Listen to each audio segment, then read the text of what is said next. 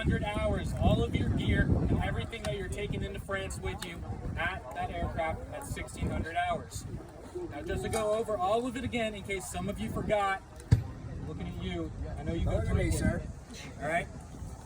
Of course, as we all know, there was an overall change in operations out. We were supposed to jump yesterday, but as of weather today, we are jumping tonight. All right. Beach landings will be beaches codenamed Utah, Omaha, Gold, Juneau, and Sword, with the U.S. beaches being Utah and Omaha. Landings will begin at 0700 hours exactly. For the 82nd Airborne, we will land astride the Murderay River, siege and secure crossings of the Murderay River at Lapierre and Chef DuPont, and establish a bridgehead covering these two crossings. Seize and destroy the crossings of the Douve River at Bois-le-Bastille and Etienneville, and to protect the northwest flank of 7th Corps within the divisional zone. And be prepared to advance west on the Corps order to the line of the Douve north of its junction with the Prairie Mary Cajusis. For the 505th, our drop zone is going to be Drop Zone O, northwest of Saint-Mary-Glace. Mission codename being Boston.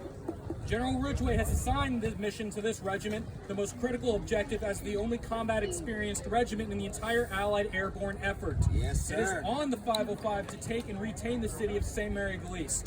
This town is a key crossroad and choke point in the road networks between Utah Beach and the northern portion of the Cotentin Peninsula. Reinforcements from the 4th Infantry will land at Utah Beach and will reach Saint-Mary-Glace approximately 48 hours after the invasion. Until then, gentlemen, we will be without reinforcements and we will be on our own.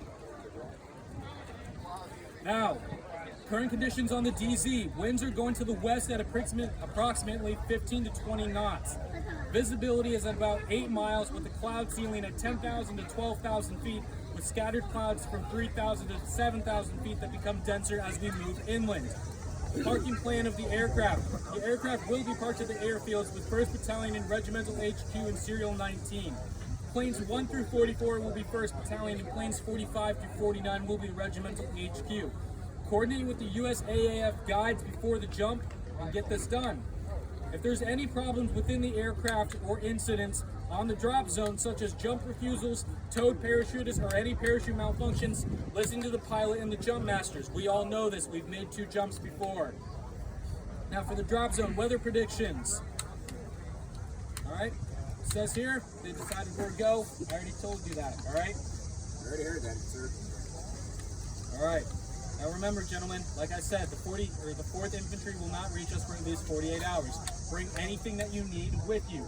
If you want gaming grenades, rations, or for you, prophylactic kits. Alright? Now for the airborne timeline. At 22:30 hours, Pathfinders will take off from North Witham Airfield. The length of the flight should be about 90 minutes. At 2300 hours, the 82nd Airborne will follow in 9 plane waves in V formation with 45 planes for each battalion. 2nd Battalion will lead, followed by 3rd Battalion, then 1st Battalion with HQ. At 23:49, flights will rendezvous over Coventry, England. Time on target is estimated between 0130 and 0200 hours.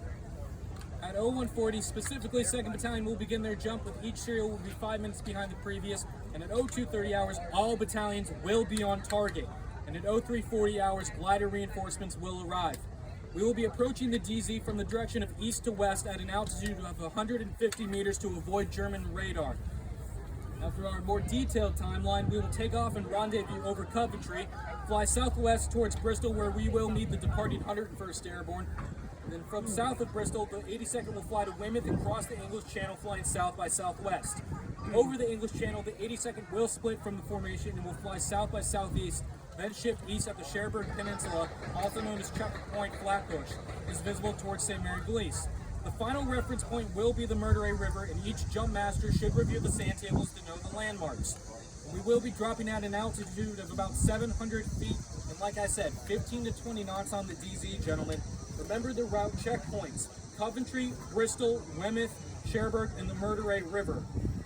There are some obstacles on and near the DZ. There is a swamp that encircles the DZ to the north, south, and west, with light German resistance in and around Saint-Mary-Glace. Yeah, we have heard that before. Now remember the assembly point areas. Objective Brooklyn is Saint-Mary-Glace. Objective Dallas is Newville. Mission Boston is the troop transport to the DZ. Operation Detroit is the glider landings at 0400. Operation Elmira is the glider reinforcements at 0900. And Operation Neptune is the naval and airborne assault. I do not take pleasure in telling you this, gentlemen, but there is an estimated casualty rate of about 70 to 75% for this operation. Serial 17 will be 2nd Battalion. Serial 18 is 3rd Battalion, and Serial 19 is 1st Battalion, HQ, and the 1st Platoon of the 307th Airborne Engineers. Let's get this done, gentlemen. It's the big one. We all know it. Get prepared, get ready, and if you haven't made a will, please do so. Sir. Anybody who has not signed out of a will, you come out to me. Do not let your folks miss out on $10,000. That's a pretty penny, boys. Any other questions before this?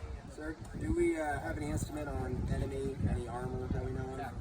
Not reported, but there are elements of the German 91st Air Landing Division on and near the DZ. Isn't that what they told us in Sicily when we had those tigers? Yeah. Gentlemen, take everything with a grain of salt. I do not trust intelligence, especially after Sicily. Alright? Let's get it done. Be prepared. Alright? Let's pave the way. Alright, gentlemen.